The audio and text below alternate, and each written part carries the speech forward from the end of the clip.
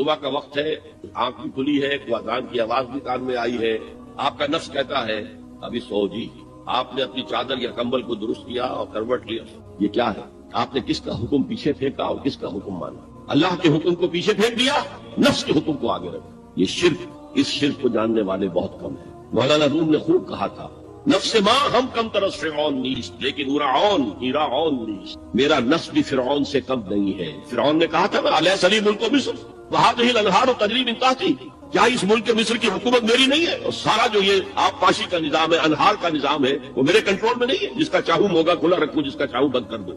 یہ تھا خدائی کا دعویٰ، انا ربکم الاعلی۔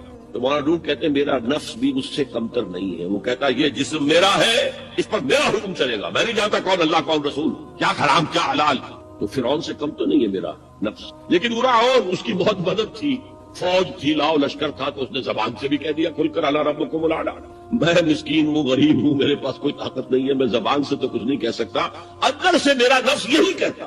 یہ نفس کی حکومت قرآن کہتا ہے، میں حیران ہوتا ہوں، دو جگہ یہ مضمون آیا ہے، ارأیت من اتخذ الہہ ہواہ افانت تکون علیہ وکیلا۔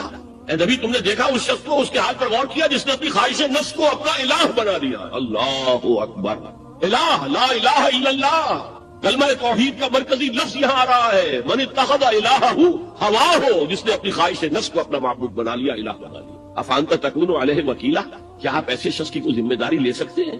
سود حرام ہوا کرے جی، حرام حرام، ہمارا دھندا جو ہے وہ آگے بڑھ نہیں سکتا، اللہ کے حکم کو پیچھے ڈالا، نفس کے تقاضے کو آگے رکھا۔ کون معبود ہے آپ؟ نام عبداللہ رکھیے، نام عبد الرحمان رکھیے، ہے عبد النفس، نفس کے بندے، نفس کے غلام۔ پوچھا گیا ایو الہجرت افضل یا رسول اللہ، اے اللہ کے رسول بتائیے سب سے اعلیٰ ہجرت کون سی ہے، افضل؟ فرمایا ان تہجر ما کرہ ربک، ہم اس چیز کو چھوڑ دو جو تمہارے رب کو پسند نہیں۔ آج رات ہی سے آپ ہجرت شروع کر سکتے ہیں، جائزہ لیجئے کیا کیا چیزیں میری زندگی میں خلاف شریعت ہے، تو اللہ کو ناپسند ہے، فیصلہ کیجئے کہ آج کے بعد نہیں ہوگی، ہجرت شروع ہو گئی۔ افضل الہجرہ، سب سے افضل ہجرت شروع ہو گئی۔ المجاہد من جاہد نفسہ، جہاد تو یہاں سے شروع ہو گیا، اپنے نفس کے خلاف جہاد کرنا۔ صبح نفس نے کہا ابھی سو جا، آپ نے نفس کی بات کو رکھ دیا، اپنا کمبل اٹھا کے پھینکا، اٹھے، وضو کیا، نماز کے لیے آپ مسجد چل دیے، آپ نے جہاد کیا نفس کے خلاف، یہ افضل الجہاد ہے۔ افرأیت من اتخذ الہہ ہواہ افانت تکون علیہ وکیلا، کیا تم نے غور کیا اس شخص کی حالت پر جس نے اپنی خواہش نفس کو اپنا معبود بنا لیا، الہ بنا لیا، کہہ رہا ہے لا الہ الا اللہ، لا الہ الا اللہ، لیکن الہ تو اس کا نفس ہے۔ ظاہر بات ہے فرعون نے اگر دعویٰ کیا تھا میں تمہارا خدا ہوں، انا ربکم الاعلی، تو کیا اس کا مطلب یہ تھا کائنات میں نے پیدا کی ہے، تمہیں میں نے پیدا کی ہے؟ ذرا سوچیے، کیا وہ بزرگ موجود نہیں ہوں گے جنہوں نے اسے دیکھا ہو کہ آج اس کی ولادت ہوئی تھی، کل اس کی کوئی اور سیری بنی ہوئی تھی؟ یہ کیسے دعویٰ کیا تھا؟ میرا حکم چلے گا، میں نہیں جانتا، الیس لی ملک مصر، مصر کی حکومت میری ہے کہ نہیں؟ قرآن حکیم نے بھی سورہ آل عمران کے آخری رکوع میں ذکر کو سب سے پہلے اور سب سے اہم عامل کی حیثیت سے شمار کیا۔ چنانچہ اس کی پہلی آیت جو ہے سورہ آل عمران کے آخری رکوع کی، اس میں تو وہی مضمون جو میں بیان کر چکا وہ آیا ہے، ان فی خلق السماوات والارض واختلاف اللیل والنہار لآیات لأولی الالباب، یقیناً آسمان اور زمین کی تخلیق میں اور دن اور رات کے الٹ پھیر میں نشانیاں ہیں ہوش مندوں کی، ان کے ذریعے سے انسانی شعور کے اندر وہ معرفت رب اجاگر ہوگی۔ وہ پہلا مرحلہ اس نے طے کر لیا، وہ ڈورمنٹ معرفت اب ایکٹیویٹ ہو گئی۔ اب مزید فکر کا مرحلہ ہے جو اگلی آیت میں آیا ہے، الذین یذکرون اللہ قیاما وقعودا وعلی جنوبہم ویتفکرون فی خلق السماوات والارض ربنا ما خلقت ھذا باطلا سبحانک فقنا عذاب النار۔ یعنی تفکر جو ہے، یتفکرون فی خلق السماوات والارض، وہ تفکر کرتے ہیں، غور و فکر کرتے ہیں آسمان اور زمین کی تخلیق میں، لیکن اس تفکر کے ساتھ لازماً ذکر اور ذکر مدام، ذکر بھی وہ کہ جو مستقل ہو، ہر حالت میں ہو۔ الذین یذکرون اللہ قیاما وقعودا وعلی جنوبہم، وہ لوگ کہ جو اللہ کو یاد رکھتے ہیں، اللہ کا ذکر کرتے ہیں، کھڑے ہوئے بھی، بیٹھے ہوئے بھی، اور اپنے پہلوؤں کے بل یعنی لیٹے ہوئے بھی۔ اب ان تین کے سوا کوئی پوزیشن انسان کی نہیں ہے، اسی کا نام ہے دوام ذکر۔ اور اس کے ساتھ اگر وہ تفکر کرتے ہیں تو ان کا فکر اگلی منزل تک پہنچتا ہے۔ تو پہلی شے تھی فکر انسانی کی صحیح رخ پر مزید پیش قدمی اور پیش رفت، اور اس کے لیے لازم ہے ذکر و فکر کا امتزاج۔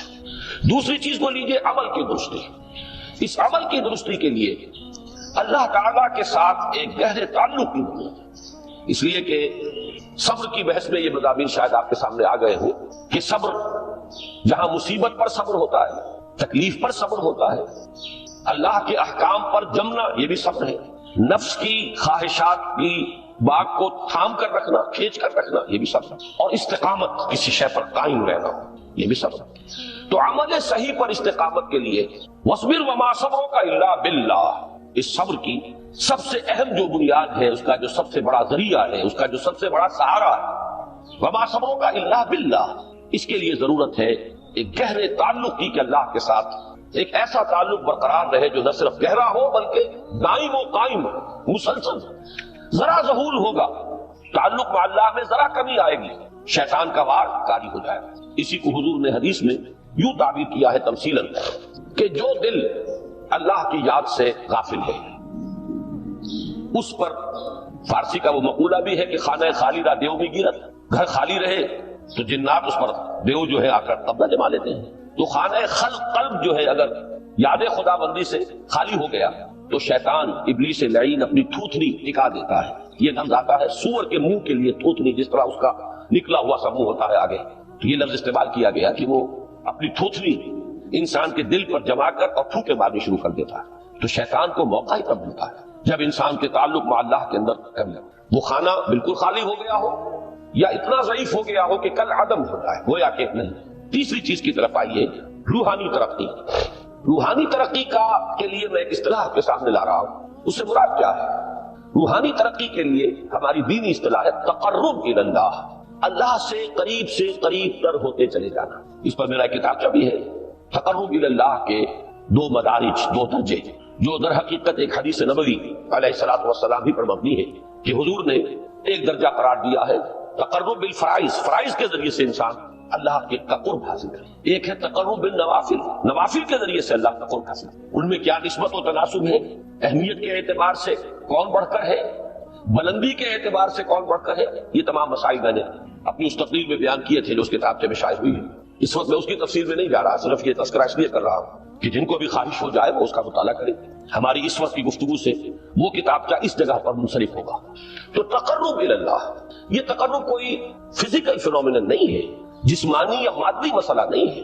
اللہ سے قرب یہ نہیں ہے کہ کوئی کروڑوں میل کا فاصلہ ہے، اب ہمیں کوئی رسی پر چڑھنا ہے اوپر بڑی محنت اور مشقت سے، فصل تو ہے ہی نہیں، فاصلہ ہے ہی نہیں، بورڈ ہے ہی نہیں۔ نحن اقرب الیہ من حبل الورید، ہم تو انسان سے اس کی شہرگ سے بھی زیادہ قریب ہیں۔ ہوا معکم اینما کنتم، وہ تو تمہارے ساتھ ہی ہوتا ہے جہاں کہیں بھی تم ہو، بس صرف یہ کہ تمہاری توجہ نہیں ہوتی، تم اور چیزوں میں مشغول و مصروف رہتے ہو، تم ہماری طرف دھیان ہی نہیں دیتے، تم ہماری طرف متوجہ ہی نہیں ہوتے۔ ہم تو مائل بے کرم ہے، کوئی سائل ہی نہیں، راہ دکھلائیں کسی رہنما منزل ہی نہیں۔ انسان جب متوجہ ہو جاتا ہے اور بڑھتا ہے، آگے پیش قدمی کرتا ہے روحانی اعتبار سے،